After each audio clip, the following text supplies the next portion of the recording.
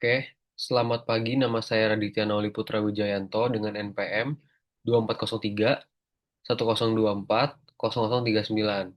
Nah, pada hari ini saya akan menjelaskan untuk UAS mikrobiologi saya dalam bentuk presentasi dengan mencari jurnal internasional dengan topik yang saya pilih bioetanol.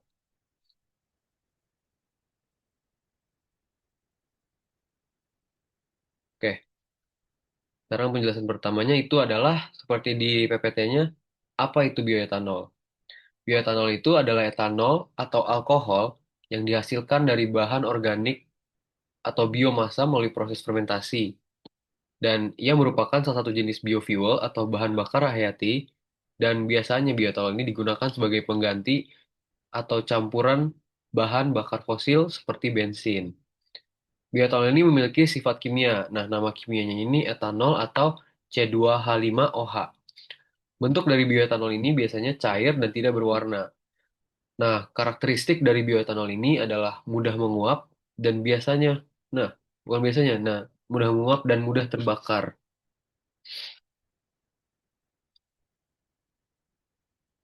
Dan bioetanol ini memiliki bahan baku yang bisa dibuat dari berbagai sumber biomasa yang mengandung karbohidrat. Ada tumbuhan pangan seperti tebu, jagung, gandum. Karena ketiga yang saya sebutkan itu mengandung gula atau bisa disebut amilum. Ada juga limbah pertanian seperti jerami atau kulit singkong yang mengandung lignoselulosa. Nah, yang digunakan dalam penelitian ini adalah mikroalga dan juga makroalga. Ada juga bisa digunakan mikroorganisme hasil rekayasa genetika atau menggunakan bioteknologi. Jadi, bahan baku alga yang digunakan di penelitian internasional ini tinggi karbohidrat, pertumbuhannya cepat, dan biasanya tidak bersaing dengan pangan.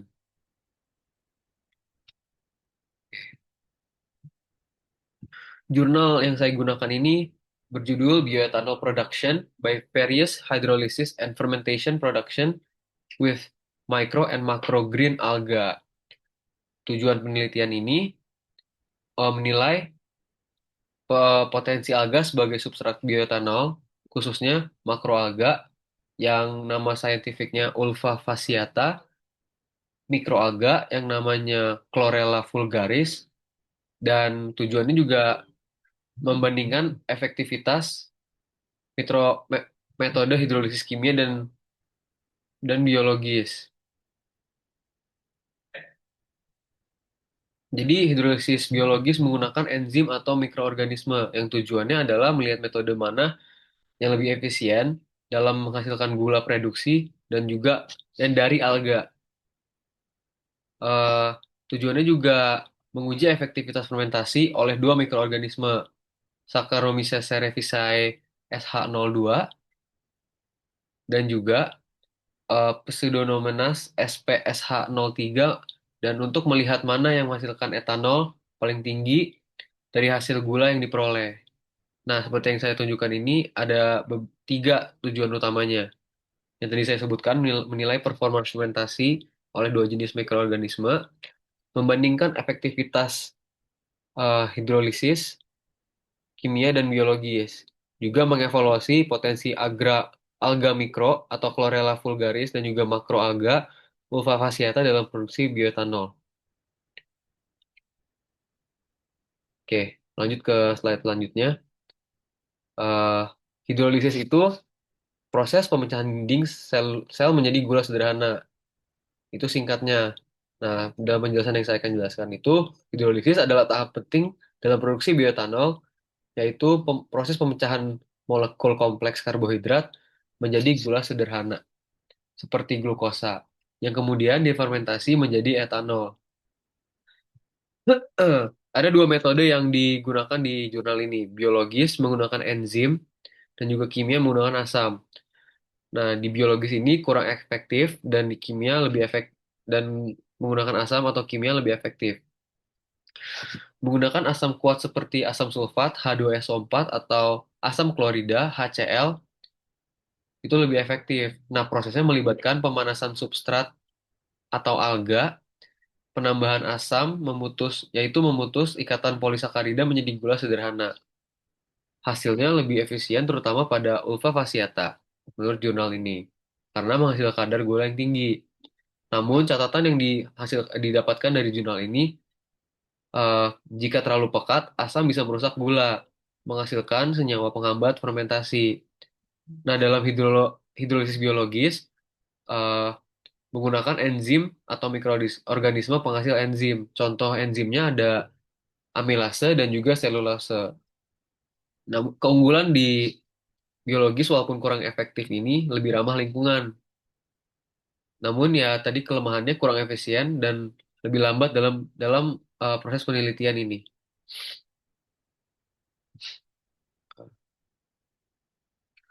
Nah, substrat yang digunakan dalam eh,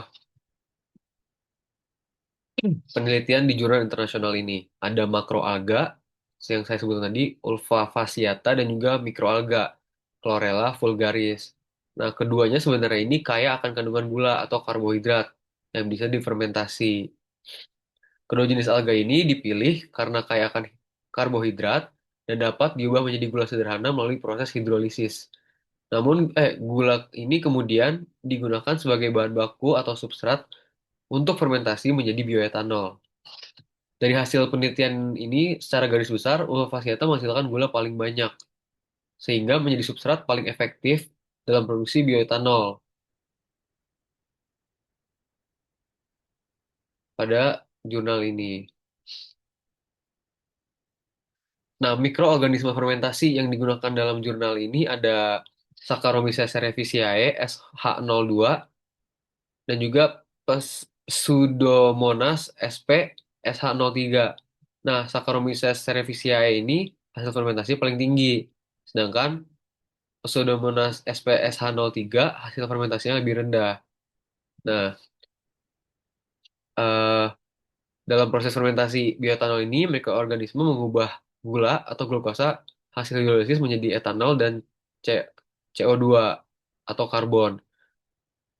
Nah, pada jurnal yang dibahas ini, dua mikroorganisme diuji efektivitasnya. Saccharomyces cerevisiae SL02 adalah jenis ragi yang paling umum digunakan dalam fermentasi alkohol. Karakteristik dari Saccharomyces cerevisiae ini eh, adalah anaerob, bekerja tanpa oksigen, dan juga cepat memfermentasi gula sederhana seperti glukosa dan fruktosa, dan juga eh, ia tahan terhadap konsentrasi etanol yang tinggi. Hasilnya yang dijelaskan di jurnal, pada konsentrasi gula 5% atau hasil hidrolisis dari ulva fasciata menghasilkan bioetanol sebesar 40%, yang adalah paling tinggi dalam penelitian ini. Keunggulan utama dari Saccharomyces cerevisiae ini, efisiensinya sangat tinggi dan juga stabil dalam kondisi fermentasi dan juga mudah diperoleh dan yang juga murah. Nah, untuk mekanisme kedua ada Pseudomonas SPSH03. Jenis dari mikroorganisme ini adalah bakteri. Nah, karakteristiknya ini mikroorganisme ini dikenal untuk metabolisme yang sangat fleksibel. Ia juga dapat hidup dalam berbagai kondisi. Namun, mikroorganisme ini tidak seefisien Saccharomyces cerevisiae dalam menghasilkan etanol. Nah, dalam jurnal studi ini hasilnya etanol maksimal hanya 22%, jauh di bawah hasil fermentasi oleh mikroorganisme Saccharomyces cerevisiae. Nah, perbandingan kerjanya mikroorganisme jenis etanol maksimum efisiensi cerevisiae ini ragi 40% yang sangat tinggi, sedangkan yang satu lagi Pseudomonas SPSH03 bakteri yang adalah bakteri eh, du- hanya 22% etanol yang adalah rendah ataupun sedang.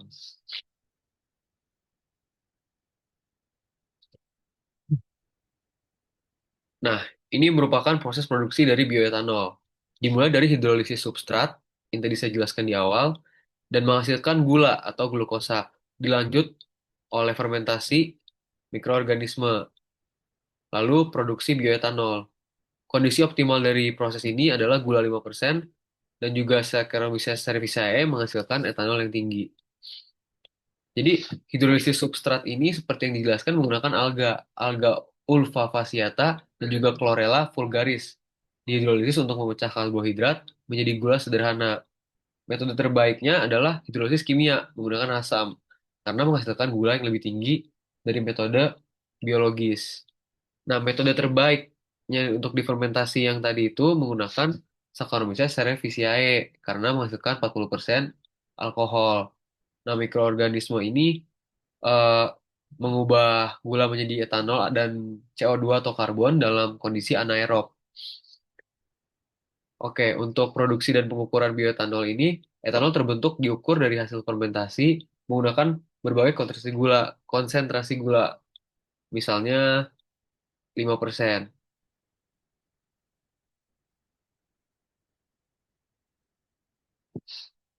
Oke. Nah, ini adalah hasil produksi bioetanol. Hasil yang didapatkan ada tiga. Semakin tinggi gula, efisiensi semakin menurun. Nah, Pseudomonas sp hanya 22% alkohol atau etanol. Sedangkan Saccharomyces cerevisiae hingga 40% bioetanolnya. Hanya 5% gula hasil hidrolisis kimia. Jadi metode terbaiknya yang kita dapatkan adalah hidrolisis kimia yang menghasilkan gula lebih tinggi dan mikroorganisme terbaiknya ada Saccharomyces cerevisiae SH02 karena menghasilkan 40% bioetanol. Nah, untuk konsentrasi optimal gulanya ada 5%.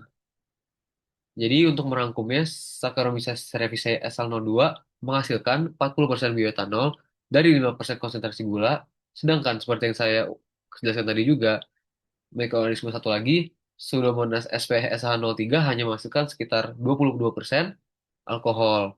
Namun terdapat catatan dalam jurnal ini. Konsentrasi gula yang terlalu tinggi justru menurunkan hasil fermentasi. Nah, berikut adalah kesimpulan singkat dari produksi bioetanol yang saya jelaskan dari tadi ini. Nah, uva fasciata ditambah hidrolisis kimia dan juga Saccharomyces cerevisiae adalah kombinasi terbaik untuk mendapatkan bioetanol. Karena uva fasciata ini setelah hidrolisis kimia mendapatkan eh, menggunakan fermentasi Saccharomyces cerevisiae dan menghasilkan tingkatan etanol paling tinggi yaitu 40%. Jadi itu adalah kombinasi terbaik. Nah, untuk membahas keramahan lingkungan ini, potensi besar penggunaan alga ini untuk produksi bioetanol adalah yang paling di jurnal ini adalah salah satu yang paling ramah lingkungan. Jadi eh, berikut adalah kesimpulan yang saya dapatkan. Nah, jadi ini referensi jurnal yang saya gunakan.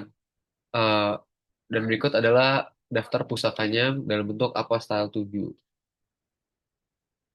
Oke, berikut presentasi dari saya. Terima kasih. Wassalamualaikum warahmatullahi wabarakatuh.